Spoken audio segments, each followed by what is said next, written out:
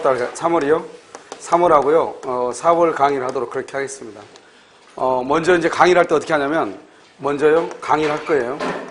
그 다음에 두 번째는요, 요약집 가지고 계시죠? 원래 이제 요약집은 보통 5월에서 6월 정도 요약집을 가지고 하는데요. 제가 이렇게 해보니까 민법 같은 경우는 작년도 그렇고 재작년도 그렇고 요약집을 가지고 강의를 너무 늦게 했을 때 큰 효과가 없는 것 같아요. 그 다음에 두 번째는 처음 오신 분들은 요약집으로 강의하면 조금 좀 그럴 수 있는데 사실 우리가 여러분이 가지고 있는 기본서나 요약집이나 큰 차이가 별로 없거든요. 그래서 차라리 그러면 기본서 같은 경우는 설명이나 이런 것이 자세하게 되어 있지 않지만 요약집 같은 경우는 여러분들 여기에서 시험이 어떻게 나오는지 하는 것을 정확하게 표기를 해놨거든요. 그렇기 때문에 여러분들이 이제 요약집만 보면 되느냐 그게 아니고 여러분들 보면 그 기본서 가지고 계시죠? 그래서 기본서에 보면 다 어느 정도 밑줄을 그어가지고 다 해놨기 때문에요. 여러분들이요, 그 강의를 듣거나 그럴 때는 큰 지장이 없고, 만약에 그 요약지에 보고 혹시 좀 모르겠다, 설명이 좀 미약하다, 그러면 뭐를 보시면 되냐면, 이렇게 기본서로 돌아가서 기본서 그 부분의 것을 보면은 무슨 말인지 금방 알 수 있을 거예요. 알겠죠? 그 다음에 세 번째는요, 이제 기출 천재라고 해가지고요, 이 기출 천재는 12회부터요, 그 다음에 28회까지 기출문제 나온 것을 민법 조문의 순서대로 묶어놓은 것이에요. 그래서 민법 조문이 이렇게 있으면 이 조문에 해당하는 내용이 있죠. 그 내용을 12회에서부터 28회까지가 모두 한 720문제 정도 되는데요. 그 문제를 분석을 해가지고 여기다 집어넣어놨어요. 알겠죠? 그런데 이제 전체 다 720문제는 아니고 여기서 보면 그 사례 문제 같은 것이 있어요. 사례 문제는 거의 모든 문제가 다 비슷하거든요. 사례 문제는요. 이게 다 비슷하기 때문에 그 문제를 뭐 다 집어넣을 수는 집어넣을 필요는 없고요. 사례 문제는 한 80문제 정도를 집어넣어놨어요. 알겠죠? 그래서 전체적으로 한 600문제 정도가요, 분석이 돼서 여기 들어가 있다. 이렇게 보시면 돼요. 그 다음에 이제 네 번째는요, 이제 오후에 여러분요, 2시 끝나죠? 그럼 3시부터요, 5시까지요, 특강을 해가지고요, 여러분 기출 문제 있죠? 그래서 기출 문제집 있죠? 기출 문제집을 가지고요, 다시 오늘 배웠던 부분이 있죠? 그 부분에 대해서 설명을 할 거예요. 알겠죠? 그래서 이런 놈은 일단 강의를 듣고요. 그 다음에 요약집 보죠. 그 다음에 마지막 시간 한 1시간 정도 남겨가지고요. 천재를 볼 거예요. 기출 천재요. 천재를 보고요. 그 다음에 오후에요. 다시 뭐냐면 기출 문제집을 볼 거니까요. 제가 봤을 때 여러분들이요. 적어도 한 3번에서 4번을 연속적으로 보잖아요. 처음부터 끝까지요. 그렇기 때문에 시간은 약간 걸려요. 그래서 한 2주 정도 강의를 하지 않을까 이런 생각이 들어요. 그래서 저는 보면 이제 올해가 3월달, 4월달에 8주 정도 나오고요. 그 다음에 이제 세법 시간이 한 2주 정도 나오기 때문에 그럼 10주 정도 되잖아요. 10주 정도 되고요. 나머지 토요일날 정도 가서 보강을 해가지고 12 정도 하면 전체를 볼 수 있지 않을까 이런 생각이 들어요. 그 다음에 이런 보면, 여기가요, 목요일 날인가요? 토요일 날 오후에 특강이 있죠, 또. 그래서 토요일 날은요, 되도록 뭐 다른 것을 하는 것이 아니고요. 토요일 날은 이러면 유학집 있죠? 유학집의 내용을 가지고 그것을 문제를 만들어서 문제를 풀어보는 것으로 그렇게 하겠습니다. 그래서 유학집에 나와 있는 것이요. 그대로 모두가 다 문제가 다 만들어져 있거든요. 한 400문제 정도 문제 만들어져 있으니까요. 유학집 내용 그대로예요. 순서대로 그대로. 알겠죠? 그래서 그 문제를 가지고 유학집 있죠? 토요일 날은 여러분들이 이번 주에 배우는 것 있잖아요. 이 내용을 토요일 날은 문제를 가지고 한번 풀어보고 그 다음에 그 문제를 가지고 다시요 설명을 하도록 그렇게 하겠습니다. 그러면 유학집을요 다시 한번 보는 권이 되기 때문에요. 이제 처음 공부하시는 분들은 조금 아무래도 이제 너무 기초인 것은 그렇게 하지만 강의를 들어도 똑같은 것을 반복적으로 듣기 때문에 큰 문제는 없어 보여요. 그리고 이제 여러분들이 만약에 3월하고 4월 정도만 여러분들이 조금 고생을 해서 민법을 정리하면 뭐 민법은 다 옳죠 다 정리가 되지 않을까 이런 생각을 해요. 무슨 아시겠죠? 그래서 한번 보도록 하겠습니다. 자, 민법 총칙 보면요. 거기 보면 권리 변동이라고 이렇게 나와 있죠. 권리 변동의 태양 이렇게 나와 있는데 그러면요. 유학집은 이번 주 안으로 나올 거예요. 유학집은 이미 다 돼 있는데요. 그래서 보시면 제 1페이지 보셔요. 민법 총칙의 출제 영역 이렇게 나와 있죠. 자, 그래 보시면 먼저 우리가 이제 민법 총칙을 보시면 이렇게 이제 갑이 있고 여기서 을이 있죠. 갑이라는 사람, 갑이 뭐라 하냐면 청약을 해요. 그러니까 갑이 청약을 이렇게 한단 말이죠. 청약을 뭐라고 표현하냐? 의사 표시라고 얘기하는 거예요. 그러면 을이요 1억 원에 사겠다고 승낙을 하죠. 승낙을 뭐라고 하냐, 이것도 의사 표시라고 얘기해요. 그러면 이 청약과 승낙을 뭐라고 표현하냐면 이것을 법률 사실이다 이렇게 얘기하죠. 그래서 우리가 보면 항상 얘기하지만 용어라고 하는 것은 그 용어가 법률 사실이라고 하는 것이 무엇이냐, 이것은 여러분요 그것을 처음부터 그걸 알려고 하면 안 되고, 법률 사실이라는 것은 갑이 을한테 1억 원에 사라고 청약을 하죠. 그러면 을이 1억 원에 사겠다고 승낙을 하죠. 그러면 이 청약하고 사겠다 이것을 의사표시라고 하고, 이것을 뭐라고 한다? 법률 사실이라고 얘기하는 것이죠. 먼저 말을 한 갑을 뭐라고 한다? 이것을 표의자라고 얘기하는 것이고요. 이 사람을 뭐라고 한다? 집을 팔죠? 매도인이라고 얘기하는 거예요. 그러면 이 을을 뭐라고 한다? 을은 말하는 사람의 받는 사람이죠. 이것을 상대방이라고 얘기하는 것이고, 이 사람을 뭐라고 한다? 매수인이라고 얘기하는 것이에요. 그러면 항상 매도인은 항상 표의자냐, 그게 아니고 먼저 말을 하는 사람이 표의자죠. 만약에 을이 1억 원에 살게요 이렇게 얘기하죠. 그럼 을이 산다고 얘기하면 을을 뭐라고 한다? 표의자라고 얘기하는 것이고요. 그러면 갑을 뭐라고 한다? 상대방이라고 얘기하겠죠. 알겠죠? 그런데 우리는 항상 이 물건 있죠. 이것을 물건이라고 얘기해요. 이 물건을 뭐라 한다? 권리의 객체라고 얘기해. 이 권리의 객체라고 하는 것은 뭐냐면 이것은 한마디로 하는 대상이다 이런 말이죠. 이것을 다른 말로 뭐라고 표현하냐?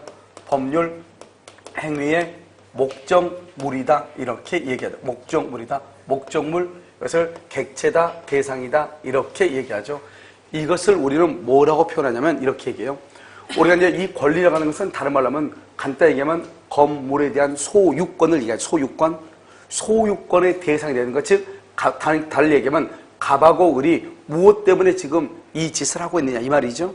그것은 무엇 때문이다? 물건 때문이다. 뭐다? 건물 때문이다 이 말이죠. 알겠죠? 이것을 우리는 뭐란다? 권리의 객체다 이렇게 얘기하고, 이것을 좀 이따 보면 알겠지만 우리가 이것을 계약의 목적물이다 이렇게 얘기하죠. 항상 그러면 이것을 가지고 기준으로 삼는 거예요. 기준으로 삼아서 이 물건을 파는 사람, 이 물건을 넘겨줄 사람이죠. 이 사람을 우리는 뭐란다? 아무 말이 없으면 뭐라고 표현을 해? 채무자라고 표현을 하고, 이 물건을 받는 사람을 뭐라고 표현한다? 이것을 채권자다 이렇게 표현을 해. 그래서 항상 언제나 을이 채권자냐 그건 아니지만 우리가 그냥 아무 말 없이 채권자다, 채무자다 이렇게 얘기할 때는 그것은 무엇을 가지고 기준으로 한다? 물건을 가지고 기준으로 한다 이 말이죠. 물건을 넘겨줄 사람을 채무자, 물건을 넘겨받을 사람을 채권자다 이렇게 얘기하고, 이렇게 청약하고 승낙이요 일치가 되죠. 일치. 이것을 우리는 뭐라고 한다? 합치라고 얘기하죠. 일치가 된다, 합치가 된다. 이것을 뭐라고 표현을 하냐? 이것을 매매라고 하는 계약이다 이렇게 얘기하고, 이 계약을 뭐라고 표현하냐? 이것을 법률 요건이다 이렇게 얘기하죠. 우리가 이제 나중에 법률 요건이라는 말이 꼭 나와. 왜냐하면 항상 법은 3단계예요. 먼저 첫 번째가 의, 두 번째가 요건, 세 번째가 효과예요. 그래서 의, 요건, 효과 이렇게요. 그래서 이것을 법률 요건이다 이렇게 얘기하고요. 이것을 뭐라고 한다? 원인행위다. 그래서 이것을 원인이다 이렇게 얘기하죠. 이런 원인에 의해서 뭐가 나온다? 결과가 나온다 이렇게 얘기했죠. 그런데 여기에서 이 원인행위라는 것은 여기 민법 총칙에서 뭐 그닥 중요한 것이 아닌 것처럼 보이지만, 우리가 이제 등기법에 가면은 항상 뭐가 되냐? 원인행위가 실효가 됐다 이런 말이 나와. 그러면 원인행위가 실효가 됐다는 말의 뜻은 뭐냐? 그것은 원인행위가 뭐죠? 계약이죠. 계약이 실효가 됐다, 무효가 됐다 이런 말이잖아요. 그러면 이 계약을 다른 말로 뭐라 한다? 원인이라고 하고, 이 원인에 의해서 뭐가 나온다? 결과가 나오는데, 이 결과를 다른 말로 뭐라고 표현한다? 법률 효과다 이렇게 표현해요. 법률 효과요. 그냥 효과라고도 얘기하고요. 이렇게 계약을 하게 되면 갑은 을한테 등기를 해줄 뭐가 생긴다? 의무가 생기는 것이고요. 을은 갑한테 대금을 청구할 수 있는 대금 지급 청구권이 생기는 것이고요. 그 다음에 을은 갑한테요 대금을 지급할 뭐가 있고 의무가 있고요. 그 다음에 등기를 청구할 수 있는 청구권이라고 하는 것이 있다 이 말이죠. 이것을 뭐라고 한다? 법률 효과라고 얘기하는 것이에요. 그러면 우리가 이제 보면 이것을 이제 간단히 얘기하면 어떻게 되냐? 가장 중요한 게 법률 사실, 그다음에 여기 법률 요건, 이렇게 법률 효과 이렇게 얘기하는데요. 먼저 우리가 이것을 간단히 이제 도회로식으로 표시하면은 갑이 있고 여기 을이 있죠. 이 청약한다, 승낙한다를 뭐라 한다? 법률 사실이라고도 얘기한단 말이죠. 그래서 이것을 법률 사실 이렇게 얘기하죠. 이것도 뭐라 한다? 법률 사실 이렇게 얘기해요. 이렇게 법률 사실이 모여서 뭐가 이루어지냐? 계약이라고 하는 뭐가 이루어져? 법률 요건이 이루어지잖아요. 이렇게 법률 요건이요. 이 법률 요건을 뭐라 한다? 원인이다 이렇게 얘기하고요. 이 원인으로부터 뭐가 나온다? 결과가 나오고 이 결과를 뭐라 한다? 그것을 법률 효과다 이렇게 얘기하죠. 법률 효과 이렇게요. 법률 효과.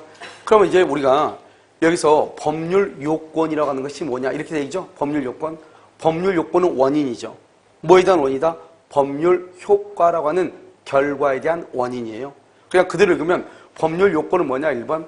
법률 요건은 법률 효과라고 하는 결과에 대한 원인이다 이렇게 읽는 거예요. 알겠죠? 그래서 법률 요건은 법률 효과라고 하는 결과에 대한 원인. 그럼 법률 효과는 뭐죠? 법률 효과. 법률 효과라고 하는 것은 뭐다? 결과죠. 뭐에 대한 결과? 법률 요건이라고 하는 원인에 대한 결과죠. 그러면 법률 효과라고 하는 것은 뭐냐? 그것은요, 법률 요건이라고 하는 원인에 대한 뭐다? 결과다. 이렇게 얘기하는 거예요. 그러니까 우리가요, 그냥 읽을 때 그냥 읽으면 되죠? 법률 요건은 법률 효과라고 하는 결과에 대한 원인이다. 법률 효과는 법률 요건이라고 하는 원인. 원인과 요건과 원인은 똑같죠? 법률 요건이라고 하는 원인에 대한 결과다. 이렇게 얘기하는 거죠. 그런데 여기서 이제 보면 원인하고 요건이 똑같고요. 효과와 결과가 똑같은 말이잖아요. 그래서 뭐라고 표현한다? 법률 효과라고 하는 법률 요건에 대한 결과이다. 이렇게. 알겠죠? 법률 요건이라는 것은 뭐다? 법률 요건은 법률 효과에 대한 뭐가 된다? 원인이 된다. 왜? 하나를 빼도 되죠? 원래는 어떻게 해야 돼? 법률 요건은 법률 효과라고 하는 결과에 대한 원인인데 법률 효과나 결과가 같은 말이잖아요. 그러니까 이거 빼버리면 되죠? 그래서 법률 요건은 법률 효과에 대한 원인이다. 똑같죠? 그 다음에 법률 사실은 뭐죠? 법률 사실. 법률 사실이라고 하는 것은 뭐냐? 법률 사실이 모이면 뭐가 이루어지죠? 법률 요건이 이루어지죠. 그러니까 법률 사실이 모여서 법률 요건이 이루어진다. 이것을 이제 법률적인 용어로 써야 되잖아요. 그때 뭐라고 쓰냐? 법률 사실은 법률 요건의 구성 요소가 되는 것이다. 구성 요소가 되는 것이다. 알겠죠? 그러니까 법률 사실이 모이면 뭐가 된다? 법률 요건이 이루어진다. 이런 말이죠. 그러면 법률 요건은 뭐냐? 법률 요건. 법률 요건은 법률 사실을 구성 요소로 하는 것이다. 이 말이죠. 그러니까 여기서 보면 법률 사실은 뭐냐? 법률 요건의 구성 요소가 뭐 하는 것이다? 되는 것이다. 이 말이고. 법률 요건은 법률 사실을 구성 요소로 하는 것이죠. 하는 것. 왜냐하면 이게 돼야 되니까. 알겠죠? 그러니까요, 법률 사실은 법률 요건의 구성 요소가 되는 것이고, 법률 요건은 법률 사실을 구성 요소로 하는 것이죠. 그 다음에요, 여기서 이제 이 두 가지를 가지고 봤잖아요. 그럼 이제 이 두 가지를 가지고 보면, 이 두 가지에서 법률 효과는 뭐다? 법률 효과. 법률 효과라고 하는 것, 법률 효과. 그럼 법률 요건이라고 하는 원인에 대한 뭐다? 결과다. 이 말이죠. 법률 요건이라고 하는 원인에 대한 결과. 이걸 줄이면은요, 법률 효과라고 하는 뭐다? 법률 요건에 대한 뭐다? 결과다. 이렇게 얘기하죠. 법률 요건에 대한 결과죠. 그 다음에 법률 요건이라는 건 뭐다? 법률 요건. 법률 요건도 똑같죠? 법률 요건이라고 하는 것은 뭐다? 법률 효과. 끝으로 가야죠. 법률 효과라고 하는 뭐에 대한 결과에 대한 뭐다? 원인이다. 이 말이죠. 원인. 이거 줄이면 어떻게 돼요? 법률 효과에 대한 뭐다? 원인이다. 이렇게 얘기하는 거죠. 알겠죠? 그러니까 결국 뭐냐면 법률 사실이 모이면 뭐가 되고 법률 요건이 되고 법률 요건으로부터 뭐가 나온다? 법률 효과가 나온다. 이 말이죠. 이건 거창하게 얘기한 것이고 그냥 간단히 얘기하면 청약과 승낙이라는 의사표시가 모이면 계약이 되고 계약에 의해서 뭐가 나온다? 대금하고 등기가 나온다. 이 말이죠. 한 사람은 대금을 청구하고 한 사람 뭘 청구한다? 등기를 청구한다. 그 결과가 나온다 이 말이죠. 이것을 이렇게요 거창하게 그냥 얘기하는 것이 그러니까 복잡해 보일 뿐이죠. 알겠죠? 그러니까 여기 법률 요건에다가 뭐라고 쓴다? 계약이라고 쓰고 법률 사실이라고 뭐라 쓴다? 청약과 승낙이라는 의사 표시라고 쓰고 법률 효과에다 뭐라 쓴다? 대금하고 뭐라고 써? 등기라고 쓰고 법률 요건에다 뭐라 쓴다? 계약이라고 쓰고 그래서 그걸 그대로 읽으면 되는 거예요 또. 알겠죠? 그래서 대금과 등기는 뭐냐? 법률 요건이 뭐죠? 법률 요건이 계약이죠? 계약이라고 하는 원인에 대한 결과로서 나오는 것이다. 이 말이잖아요. 알겠죠? 그 다음에 계약은 뭐다? 계약은 법률 효과가 뭐죠? 대금하고 등기죠. 대금하고 등기에 대한 뭐가 되는 것이다? 원인이 되는 것이다. 원인. 그러니까 대금과 등기는 계약으로부터 나오는 것이다. 이런 말이잖아요. 알겠죠? 그게 똑같은 말이에요. 똑같은 말을 다른 말로 우리가 처음으로 듣는 말로 써놓으니까 어렵게 보일 뿐이죠. 법률 요건은 뭐예요? 계약이죠? 계약이죠. 그래서 법률 사실이란 게 뭐예요? 계약에 대해 계약의 구성 요소가 되는 거죠. 그러니까 청약과 승낙이 모여서 뭐가 이루어진다? 계약이 이루어지죠. 그러니까 청약과 승낙을 계약을 이루는 구성 요소다. 이렇게 얘기하는 것이죠. 알겠죠? 그래서 뭐 별것은 아니죠. 이렇게 이제 본다. 이런 말이죠. 이것은 이제 법률 사실이다. 그 다음에 법률 요건, 법률 효과다. 이렇게 얘기를 하는 것이죠. 그 다음에 이렇게 권리와 의무가 뭐이죠? 이것을 뭐라고 표현하냐? 권리, 의무, 관계라고 얘기를 하는 것이죠. 권리, 의무, 관계다.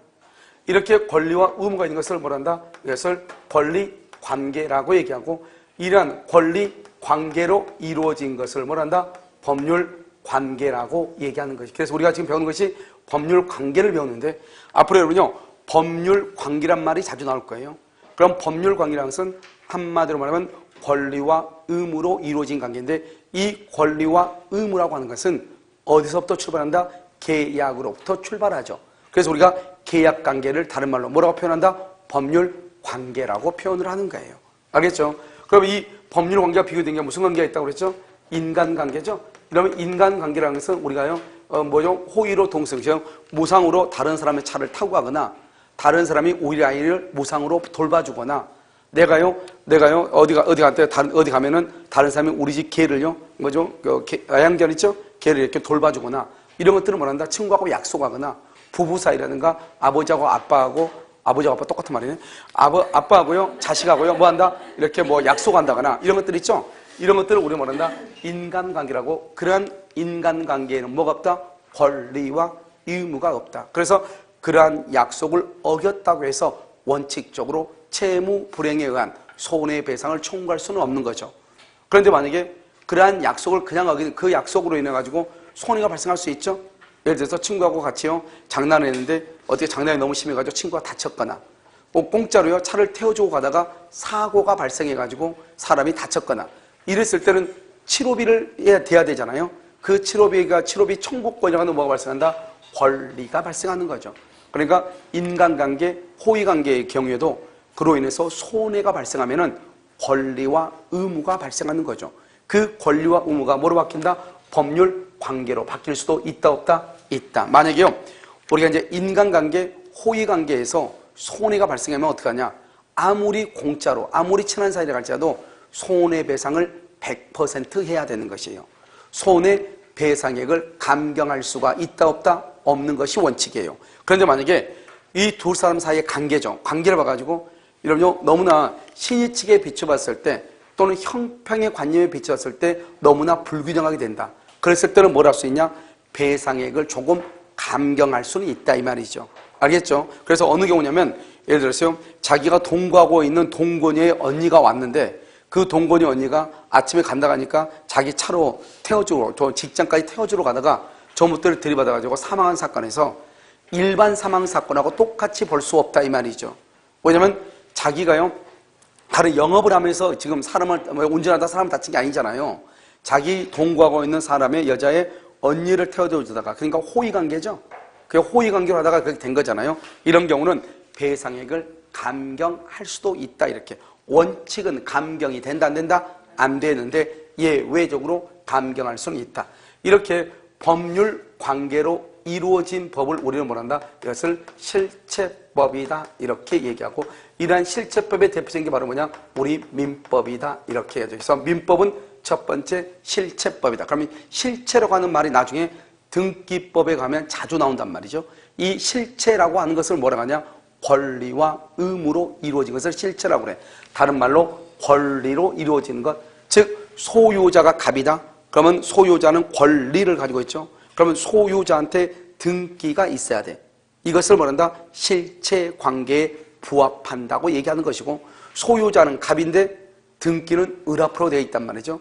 그럼 권리자가 갑인데 등기는 을 앞으로 되어 있으면 이 등기를 무슨 등기라고 그래? 실체 관계에 부합하지 아니한다. 이렇게 표현을 하는 거예요. 이것을 우리는 실체법이라고 얘기하는 것이고요. 알겠죠? 그 다음에 또 우리 민법은 또 뭐라고 얘기하냐? 우리 민법은 사법이다. 이렇게 얘기해. 사법이다. 그래서 앞으로요.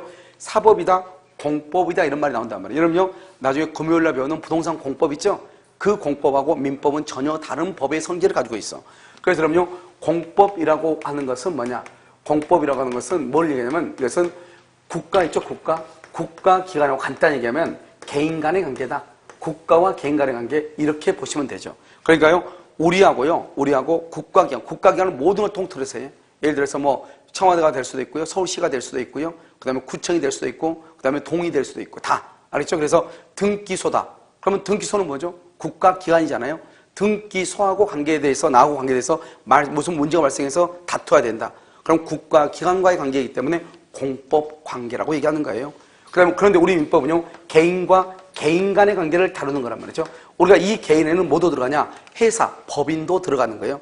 예를 들어서 내가 삼성을 다니는데 삼성으로부터 내가 뭐죠? 거기 뭐 전자 있죠? 삼성전자? 거기서 근무하다가 예를 들어서 누출이 돼가지고 내가 거기서 무슨 병이 걸렸다? 그러면 삼성하고 나하고 둘이 다퉈야 되잖아요. 삼성은 국가기관이 아니잖아요. 그러니까 삼성은 하나의 법인으로서 삼성도 하나의 사람, 개인에 불과하단 말이죠. 간단히 얘기하면. 그러면 삼성과 나하고 관계는 무슨 관계다? 사법관계다 이렇게 하고, 이러한 사법관계는 민사소송으로 가는 것이고, 만약에 공법관계는 원칙적으로 행정소송으로 가는 것이에요. 알겠죠? 서로가 규율하는 것이 다르단 말이죠. 그래서 우리 민법은 개인과 개인 간의 관계를 다루기 때문에 사법이고, 그 다음에 우리 민법은 무슨 법이다? 실체법이 되는 것이다. 항상 실체라고 하는 것은 뭘 얘기한다? 권리다.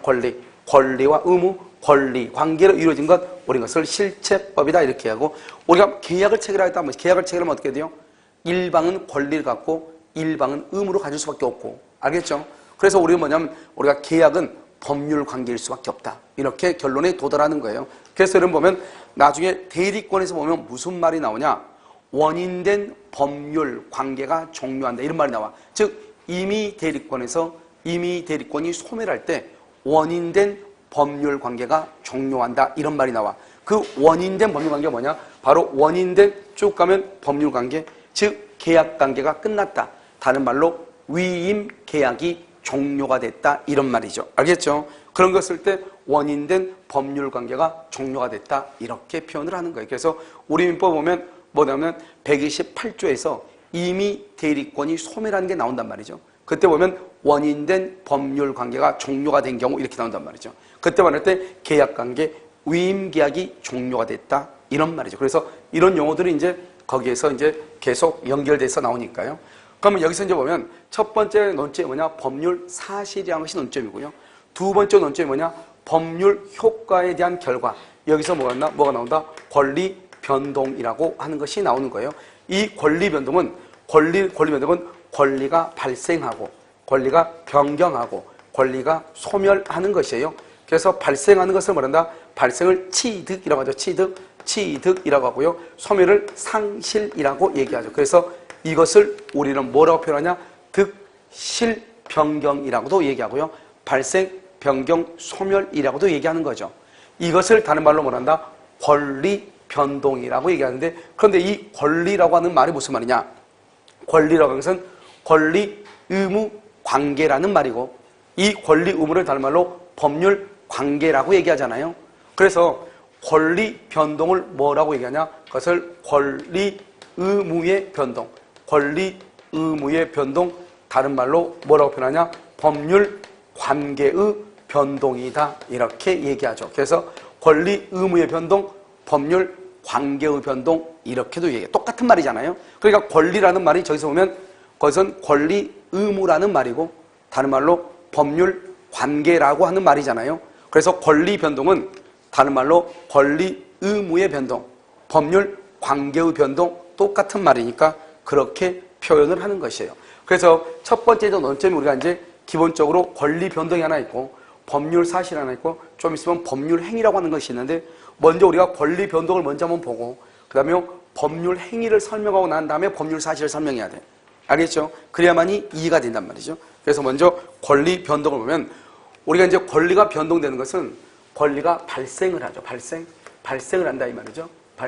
발생할 때는 우리가 절대적으로 발생하는 경우가 있고요. 그것을 절대적 발생이라고 하고 그 다음에 상대적으로 발생하는 거죠. 그것을 상대적 발생이다. 이 상대적 발생을 말한다. 이것을 승계취득이라고도 얘기하죠. 승계취득. 이것을 뭐라고 한다? 원시. 처음으로 취득한다. 원시취득이라고 얘기하는 거예요. 그래서 절대적. 그럼 원시란 말은 내가 맨 처음에 취득한다. 이런 말이잖아요. 그러니까 내 앞에 누군가가 있을 수가 있다 없다? 없다 이 말이죠. 그런데 승계취득은요. 누군가로부터 넘겨받는 거잖아요. 그러니까 내 앞에 누군가가 있어야 돼 없어야 돼? 있어야 된다 이 말. 이런 차이가 있죠. 그러니까 여러분요. 원시취득과 승계취득의 차이는 뭐냐면 무권리자 있죠. 무권리자. 아무런 권리가 없는 사람. 아무도 권리가 없는 사람한테 뭔가를 넘겨받을 수는 있어 없어? 없단 말이죠. 알겠죠? 그런데 원시는요. 아무것도 없는 상태에서 권리를 말할 수 있어. 취득할 수 있다. 처음이니까. 무슨 말인지 알겠죠? 그런 차이가 있다 이 말이죠. 그럼 원시취득은요. 원시취득은 첫 번째요. 우리가 이제 물권법 있죠. 이 물권법에서 소유권 부분 있죠. 소유권 부분이 다 원시취득이에요. 그래서 이제 강의를 처음 듣는 사람은 좀 생소할 수 있지만 강의를 들어본 사람은 물권법에 가서 우리가 배운단 말이죠. 물권법에서 문제가 14문제에서 15문제가 나와요. 알겠죠? 그런데 그 물권법에 보면 취득시효라고 하는 것이 있어. 그 다음에 선의취득이라고 하는 것이 있어. 선의취득. 그 다음에 무주물 선점이 있고 그 다음에 유실물 습득이라고 하는 것이 있고 유실물 습득. 그 다음에 매작물 발견이라고 하는 것이 있어요. 매작물 발견. 그 다음에 여기에 뭐가 있냐면 부합, 혼화, 가공이라고 하는 것이 있어. 부합, 혼화, 가공. 이렇게요. 여기까지는 뭐란다? 소유권 부분이 나와요. 소유권이요. 이것은 여러분들이 공부하다 보면 자연스럽게 알게 돼요. 알겠죠? 그러니까 이건 두 문자 따고 제가 암기하지 마라 그랬죠? 취득시효, 선의취득, 무주물 선점, 유실물 습득, 매작물 발견, 부합, 혼화, 가공. 이것을 우리는 원시취득이라고 그래요. 그럼 여기에다가 하나만 더 얹으면 뭐냐? 건물의 신축이에요. 신축. 물론 이제 여러분 요약집에는 다른 것들도 나와 있죠. 그런데 그런 것들은 시험에 잘 나오지 않고 모의고사 볼 때 보면 한 번씩 나오는데 봐봐요. 처음으로 취득한 걸 원시라고 그랬죠. 자 봐봐. 청약과 승낙의 가벽과 청약과 승낙을 했죠. 청약과 승낙에 의해서 계약이 이루어졌죠. 그러면 이 계약에 의해서 뭐가 나와요? 한 사람은 대금, 한 사람은 등기가 나오죠. 그러니까 대금을 청구할 권리, 등기를 청구할 권리가 갑하고 을한테 처음으로 생긴 거잖아요. 이렇게 청구권이 처음으로 생기죠. 이런 것을 원시취득이라고 그래요. 처음으로 생기는 거. 오늘 아이가요. 아이가 이 세상에 처음으로 태어나죠. 그러면 그 아이는 인격권이라고 하는 것을 취득해요. 인격권. 처음으로 취득하니까 세상에서. 알겠죠? 그러면 엄마는요. 뭘 취득해요? 친권이라고 하는 걸 취득해요. 친권. 그러니까 그런 것을 세상에 처음으로 취득하는 것을 원시취득이라고 하는 거예요. 알겠죠? 그런데 우리가 이제 시험에 뭐가 나오냐. 이게 중요하잖아요. 시험에 나올 수 있는 것. 그것은 취득시효, 선의취득, 무주물 선점, 유실물 습득, 매장물 발견, 부합, 혼화, 가공. 이것은 자연스럽게 알게 되고 그 다음에 하나가 뭐다? 건물의 신축이다. 신축. 알겠죠? 자, 그 다음에 승계는 상대적이죠. 여기가 아주 중요하죠. 승계취득이요. 승계취득은 뭐냐면 첫 번째요. 설정적 승계라고 하는 것이 있어요. 설정적 승계. 그 다음에 여기 뭐가 있다? 이전적 승계라고 하는 것이 있어. 이전적 승계. 그럼 여기서 설정적 승계라고 하는 것은 뭐냐? 설정한다. 설정이라고 하는 것은 우리가 여기 이전이라고 하는 말하고는 전혀 다르죠. 설정이라는 것은 내가 가지고 있는 것 중에서 일부만을 넘겨주는 거죠. 일부만 이렇게 넘겨주는 것을 설정이라고 얘기하죠. 그러니까 만약에 내가 소유권이다. 갑이 소유권이다. 갑이 소유권인데 여기에요. 을한테요. 저당권을 했다. 여기요. 을한테요. 전세권을 했다. 그 다음에 여기 토지요. 토지에 대해서 이렇게 을한테요. 지상권을 줬다. 이것은 뭐냐면 갑이 가지고 있는 건물에 대한 소유권을 다 준 게 아니잖아요.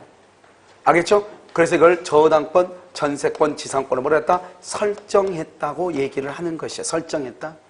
그런데 여기서는요. 이전했다는 말이 뭐죠? 이전했다는 것은 내가 가지고 있는 것을 그대로 그대로 이렇게 전부 다 주는 것을 이전이라고 하죠. 그러니까 만약에 여기에 만약에 과일이 여기 상해 있다. 그러면 상한 거 상태 그대로 오겠죠. 이걸 뭐란다? 하자라고 하죠. 하자가 이걸 그대로 넘겨받아. 무슨 말이냐? 갑에서 을 앞으로 등기가 넘어오죠. 그러면 갑의 건물에 만약에 저당권이나 압류가 걸려 있다. 그러면 저당권이나 압류가 걸려있는 것 그 상태로 그대로 넘겨받는 거예요. 그것을 뭐란다? 이전이라고 얘기하는 거예요.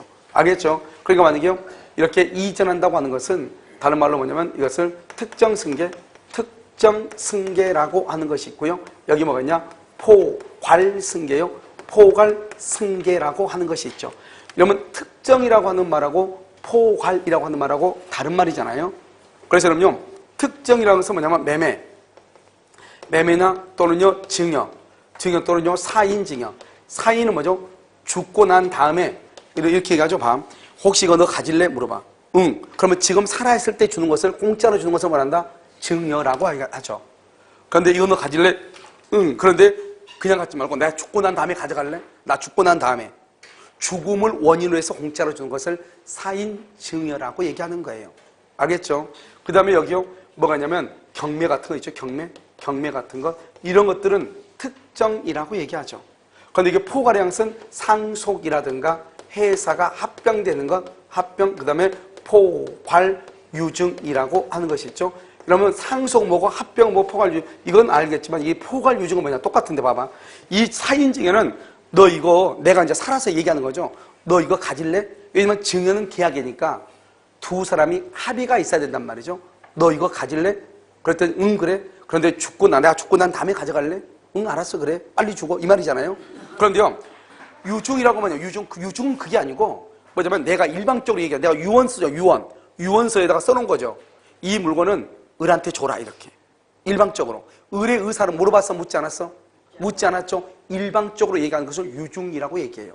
그런데 유증은 뭐냐면 보통 아무 말이었으면 특정 유증하고 포괄 유증하고 달라.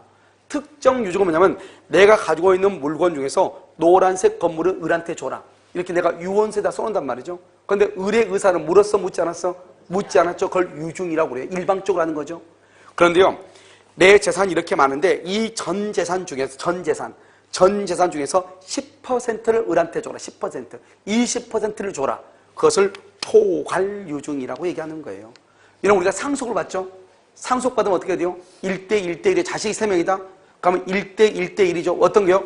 아버지의 전 재산 중에서 33%씩 나눠 갖는 거잖아요.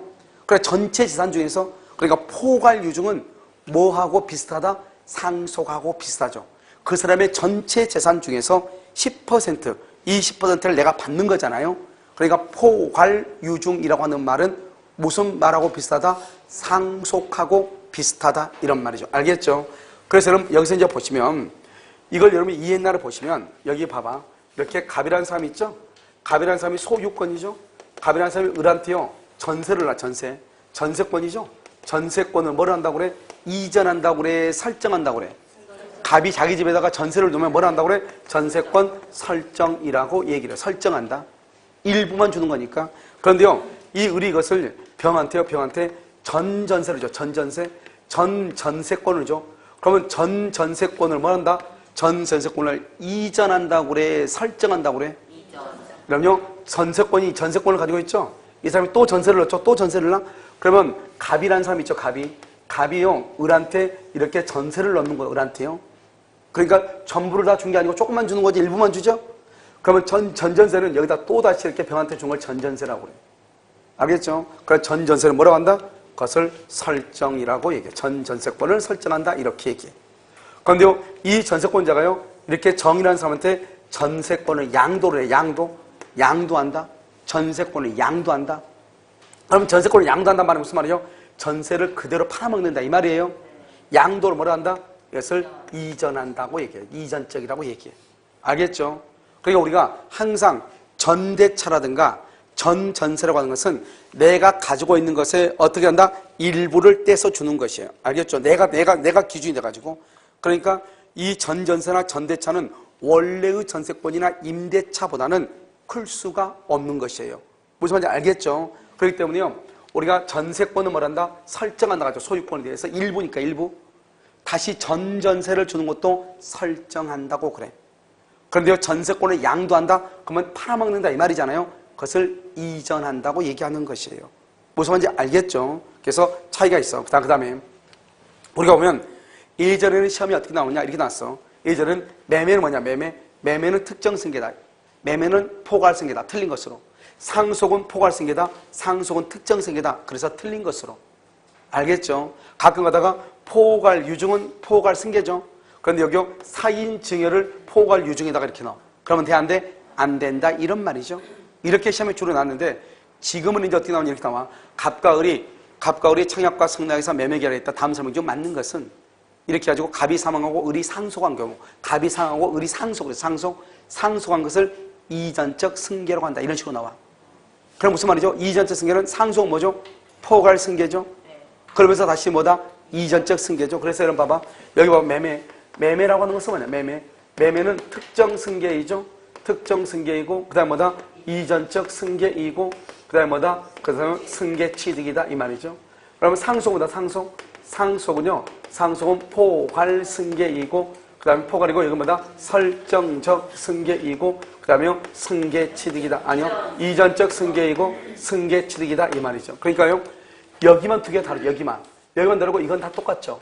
그러니까 여기서 보면 족보로 쭉 따라 올라가면 매매하고 포괄은 여기에서 갈라지잖아요. 가지가요.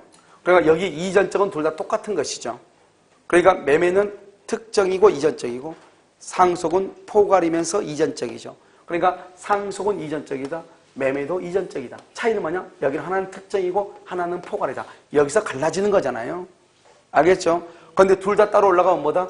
승계 취득이다. 이런 말이죠. 그래서 승계 취득 둘 다 승계 취득이다. 이렇게. 그래서 이제 시험에 뭐라고 나오냐? 다음 중에서 원시 취득이 아닌 것은 이렇게 나오겠죠? 원시 취득 1번, 2번, 3번, 4번. 그래가지고 뭐라 하느냐? 사인증여 또는 포괄 유증 이렇게 나오죠. 사인증여나 포괄 유증을 뭐라 한다? 승계 취득이다. 이렇게 나오는 것이죠. 알겠죠? 그 다음에 또 시험에 뭐라 나오냐? 소유권의 저당을 잡는 것을 이전적이다. OX, X란 말이죠. 그것은 뭐다? 설정적이다.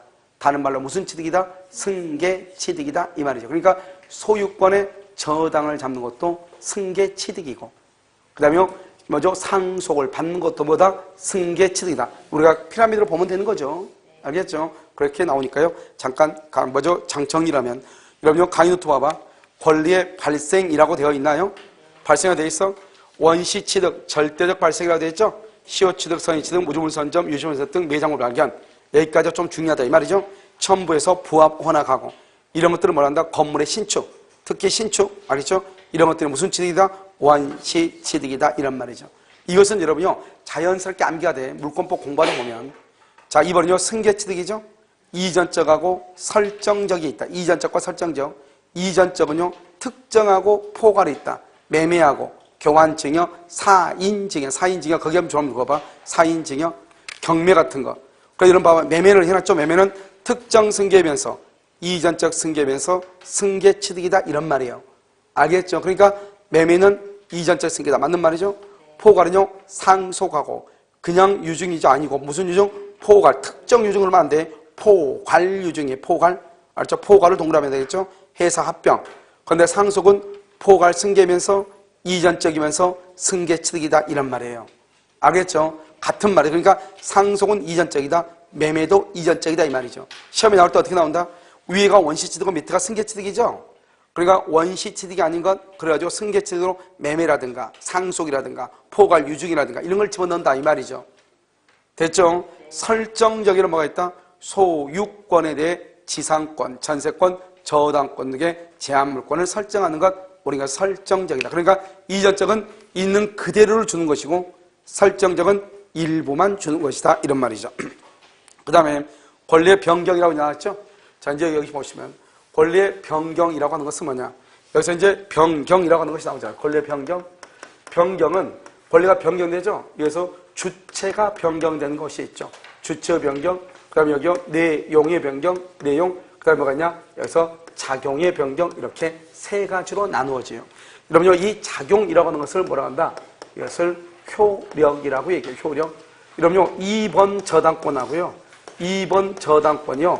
1번 저당권으로 뭐란다? 순위가 승진하죠. 순위가 승진해. 그러면 2번 저당권이 좋아요? 1번 저당권이 좋아요? 1번 저당권이 좋죠? 알겠죠? 그래서 2번보다는 1번이 더 낫잖아요. 이렇게 순위가 승진하는 것을 효력이 좋아졌다. 이렇게 얘기를 해요. 그럼 여러분, 우리 임대차죠? 임대차는 원래 채권으로서 임대인과 임차인 두 사람 사이에만 효력이 있는 것이거든요. 그런데 그것이 제3자한테 주장하려면 뭐가 있어야 돼? 대항력이 있어야 되겠죠? 그래서 대항력을 취득하는 것, 그러면 더 좋아졌다. 이런 말이죠. 이것을 뭐란다? 작용의 변경이다. 효력의 변경이다. 이렇게. 그럼 시험에 뭐라고 나온다? 이렇게 나오죠? 2번 저당권이 순위가 승진해서 1번 저당권으로 되는 것. 그것을 내용의 변경이다. OX, X. 이런 식으로 나온다. 이 말이죠. 자, 그 다음에요. 내용의 변경은 뭐죠? 내용은요. 양적 변경이 있고요. 그 다음에 여기요. 질적 변경이라고 하는 것이 있는데 이것은 뭐냐? 양은 뭐죠? 수로, 개수로 나타내는 게 양이잖아요. 그래서 여기서 뭐라냐? 수량적 변경. 그 다음에 성질이죠. 질적은 성질. 성질이요. 질적 변경, 성질적 변경 똑같단 말이야. 그냥 양적이다, 수량적이다. 질적이다, 성질적이다. 똑같은 말이란 말이죠. 그럼 여기서 이제 양이 좋아졌단 말이 뭐죠? 양이 좋아졌다는 것은 건물이 1층짜리 건물인데요. 이러면 첨부가 돼, 첨부. 가공이나 물건이 커질 수 있죠. 이렇게 2층이. 그럼 어떻게 해요? 양이 커졌죠. 만약 2층이 불타버리면 어떻게 되죠? 줄어들었죠. 이 건물에 갑이 소유자인데요. 이 건물이 을한테요. 전세를 줬죠. 전세를 주면 어떻게 돼요? 갑이 사용할 수 있는 권한이 어떻게 돼요? 커져요? 줄어들어요? 줄어들죠. 전세가 나가요. 다시 어떻게 해요? 늘어나죠.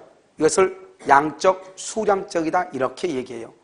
질적이라고 하는 말은 뭐냐면 포도가 포도주로 바뀌는 거죠. 아예 성질이 바뀌는 거죠. 질적은. 그럼 뭐냐면 갑이 을한테요. 물건을요. 인도해주고 있어요. 인도. 갑이 을한테요. 근데 건물이 불타버리고 없는 거예요.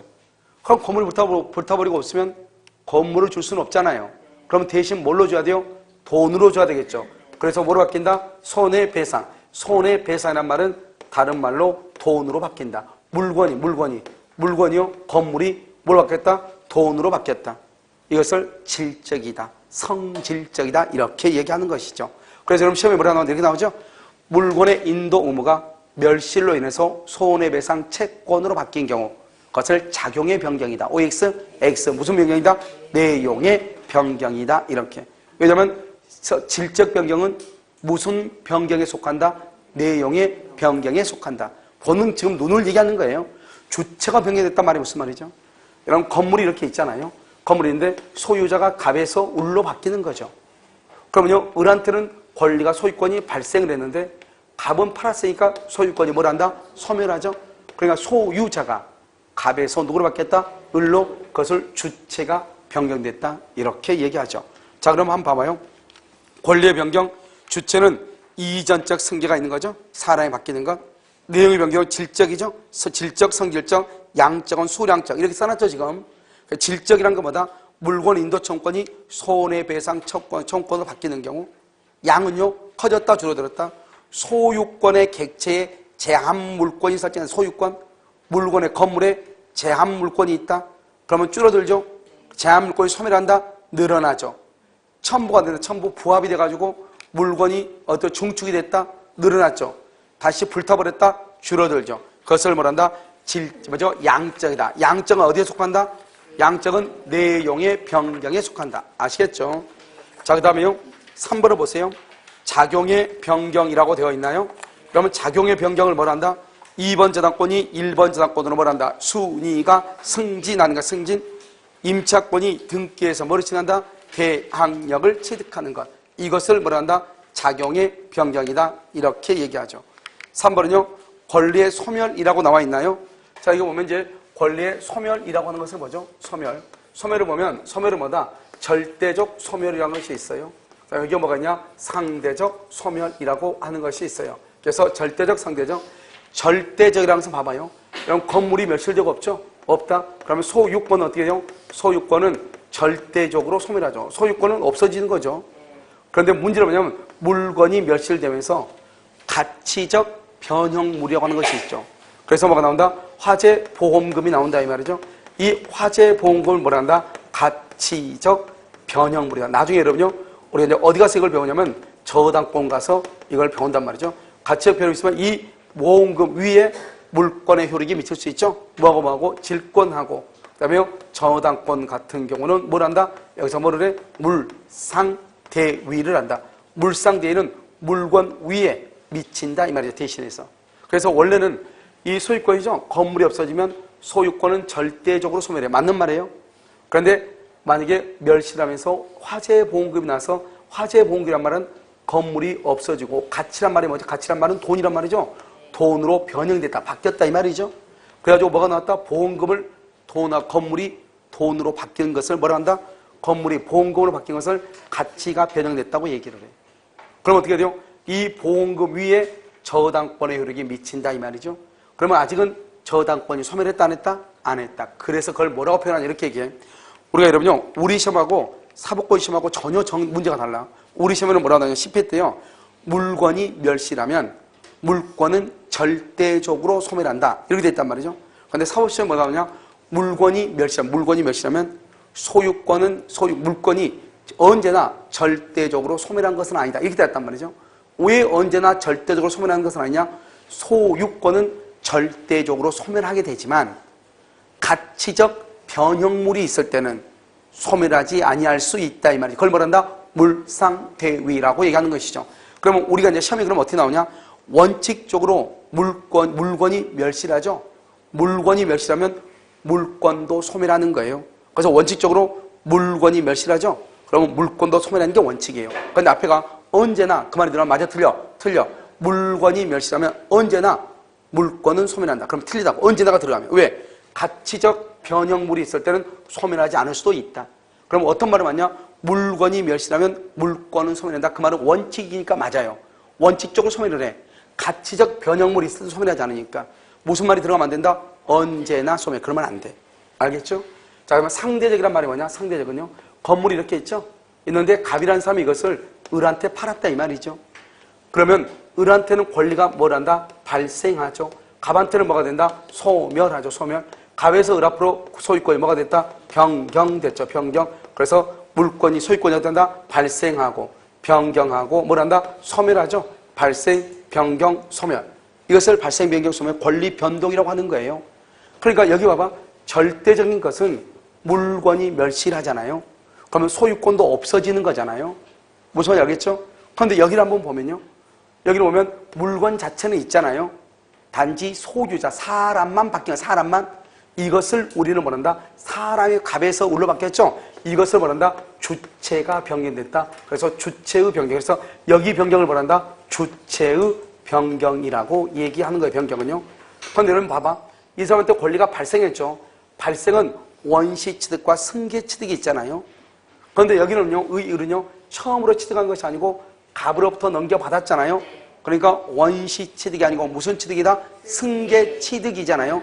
승계 취득은 또 두 가지로 나누어지죠. 하나는 설정적이고 하나는 이전적이죠. 이전적. 그런데 이 사람은요, 소유권을 샀으니까 갑이 가지고 있는 걸 그대로 가져왔죠. 그래서 이거 발생을 뭐란다? 이전적 승계이고 이전적 승계 중에서도 매매를 했으니까 뭐라고 한다? 매매했으니까 특정 승계라고 얘기하는 거예요. 알겠죠? 그러면 갑은요, 갑의 것은 소멸이 됐죠? 소멸이 됐는데 건물 자체가 없어지면 절대적 소멸이잖아요. 그런데 건물은 있는데 소유자만 바뀐 거죠? 알겠죠? 자기는 없어졌지만 다른 사람은 발생했잖아요. 그래서 이것을 말한다? 상대적이다. 이렇게. 상대적 소멸이다. 이렇게 얘기하는 거예요. 상대적이다. 이렇게. 이것을 말한다? 소멸해 가는 것이고. 그래서 여러분요, 우리가 상대적 소멸이란 말이나 주체의 변경이란 말이나 이전적 승기라고 하는 말은 결국 같은 말이다. 이런 말이죠. 알겠죠? 갑한테 권리가 소멸했다는 것은 을한테는 발생했다는 말이죠. 소멸했으니까 발생했죠. 그러니까 한 사람이 소멸하고 한 사람이 발생했다는 말은 갑에서 을 앞으로 소유권이 뭐가 됐다? 변경됐다. 다른 말로 이전했다. 이런 말이잖아요. 무슨 말인지 알겠죠? 그러니까 발생과 변경은 각각 다른 면으로 보는 것에 대해서 불과해요. 그러니까 갑을 쳐다보면 뭐다? 소멸이죠. 그런데 을을 쳐다보면 뭐다? 발생이죠. 갑하고 을을 같이 보면 갑에서 을로 뭘 했다? 변경했다. 같은 말이란 말이죠. 알겠죠? 그래서 그것을 소멸이다. 이렇게 얘기를 해요. 자, 한번 볼까요? 자, 1번 절대적 소멸이라고 돼 있죠. 절대적 소멸, 목적물이 멸실이나 멸실된 거죠. 멸실. 그 목적물 멸실에다 써봐. 목적물 멸실에다가 이런 뭐라고 쓰냐면 거기다가 가치적 변형물이 있으면 가치적 변형물, 가치적 변형물이 있으면 썼어요. 가치적 변형물이 있으면 질권, 점 찍고 저당권은 소멸 X, 질권과 저당권은 소멸하지 아니한다 이 말이죠. 소멸 X 했어요? 따라서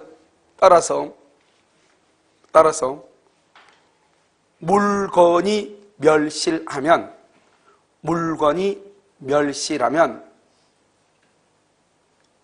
언제나 동그라미 동그라미 했어요? 언제나 물건이 소멸하는 것은 아니다. 언제나 물건이 소멸하는 것이다. 언제나가 들어가면 안 돼. 근데 언제나가 없으면 맞아 틀려? 원칙은 맞아. 왜? 물건이 멸실하면 물건도 소멸해. 그건 맞는데 언제나 소멸한다 그러면 안 돼. 왜? 가치적 변형물이 있으면 질권과 저당권을 소멸한다 한다? 안 할 수 있으니까. 알겠죠? 그 다음에 이제 중요한 게 하나가 이런 가운데 몰수라고 되어 있나요? 네. 몰수라고 되어 있어요? 그것은 형법이라고 되어 있죠? 우리가 민법에서 물건이 멸실하는 것은 민법에 의해서만 소멸하는 게 아니에요. 형법에 의해서 소멸할 수 있다. 다른 법에 의해서. 왜요? 우리가 몰수해버리죠. 몰수하면 국가가 가져가 버리죠. 그럼 어때요? 그 사람의 소유권이 없어지기도 하는 거예요. 그러니까 권리가 소멸하는 것은 우리가 민법의 매매라든가 교환이라든가 증여라든가 이런 것만 해서 소멸하는 것이 아니고 다른 법, 형법에 의해서 소멸할 수가 있다. 이런 뜻이에요. 무슨 말인지 알겠죠? 그 형법에서 몰수를 해가버리면 그 사람의 권리는 없어지는 거잖아요. 그래서 지금 얘기는 마약류 같은 거 있죠? 마약 같은 거 어때요? 국가에서 몰수해 가버리죠? 그럼 어떻게 그 사람의 원래는 마약은 자기 거잖아요. 소유권이. 근데 국가에서 가져가 버리니까 소유권이 없어지기도 하죠. 그래서 다른 형법에 의해서도 물건이 소멸할 수도 있다. 이런 말이에요. 자, 상대적은요? 상대적은 뭐란다? 다른 말로 이전적 승계, 주체의 변경이라고 하죠. 그러면 상대적은 자기만 없어지니까 그걸 주관적이라고 얘기하죠. 그런데요, 절대적은요, 물건 자체가 없어졌으니까 객관적이라고 얘기하는 것이죠. 알겠죠? 그러니까 주체의 변경을 다른 말로 뭐라고 한다? 이전적 승계. 그 다음에 주체의 변경, 상대적 소멸. 이거 다 같은 말이에요. 알겠죠? 갑이 소유하는 가옥을 을에게 매각하여 갑의 소유권이 상실하죠? 갑의 것 없어졌죠? 그럼 어때요? 을한테는 뭐란다? 발생을 하죠? 그래서 갑의 입장에 봤을 때 뭐가 한다? 주체만 변경됐죠. 물건은 있고. 이것을 상대적이라고 얘기하는 것이에요. 상대적이다. 알겠죠? 그러면 다시 이제 여러분 잠깐 1페이지 다시 오면 유학집이요 다시 1페이지로 오면 거기에 뭐라 되냐면 권리가 발생하죠? 발생한 원시취득, 승계취득이 있잖아요. 이것은 기본적으로 여러분들이 나중에 이제 암기를 해야 되는데 뭘 암기해야 되냐? 원시취득에서는 시효취득, 선의취득, 무주물선점, 유실물세 등 매장물 발견, 건물의 신축 이것이 소유권 부분에 있다 이걸 암기하고 특히 중요한 것은 승계취득을 잘 알아야 되겠죠? 이전적과 설정적을 구별하고 이전적에는 특정과 포괄을 구별하고 포괄에는 상속, 합병, 포괄, 유정. 뭐라고? 상속, 합병, 포괄, 유정. 이 세 가지를 정확하게 암기해야 되겠죠?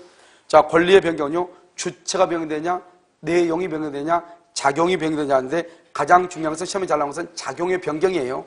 2번 저당권이 소멸을 2번 저당권이 1번 저당권으로 순위가 승진하는 것 작용이 가장 잘 나오지만 내용의 변경도 가끔 시험에 나온다. 뭐라 나오냐? 이렇게 나오죠. 목적물이 멸실돼서 손해배상 채권으로 바뀌는 것을 질적인데 이것을 뭐라고 나온다? 작용의 변경이다 이렇게. 그러면 된다 안 된다? 안 돼. 뭐라고 해야 된다? 내용의 변경이다 이렇게. 이런 것들은 여러분요 집에 가시면 바로바로 집에 가시는 게 아니고 쉬는 시간에 바로바로 그냥 앉아서 암기하는 것이 제일 나아. 무슨 말인지 알겠죠? 자, 그 다음에 3번은요 작용의 변경이죠. 그래서 임차권이 대항력을 취득한다. 2번 저당권이 1번 저당권으로 순위가 승진한다. 권리의 소멸은 물건이 멸실되면 원칙적으로 물건은 절대적으로 소멸하는 것이 원칙이지만 가치적 변형물이 있다. 그러면 질권이나 저당권을 소멸하지 않는다. 따라서 이걸 뭐라고 한다? 물건이 멸실하면 물건이 언제나 소멸하는 것은 아니다. 이런 말이죠. 그 다음에 상대적 소멸이라는 것은 소유자가 바뀌는 거죠. 그것을 뭐라 한다? 주체가 변경됐다고 얘기한다. 다른 말로 이전적 승계라고 얘기하는 것이다. 이런 말이죠. 아시겠죠? 여러분 잠깐 쉬었다가요. 다시 하도록 그렇게 하겠습니다.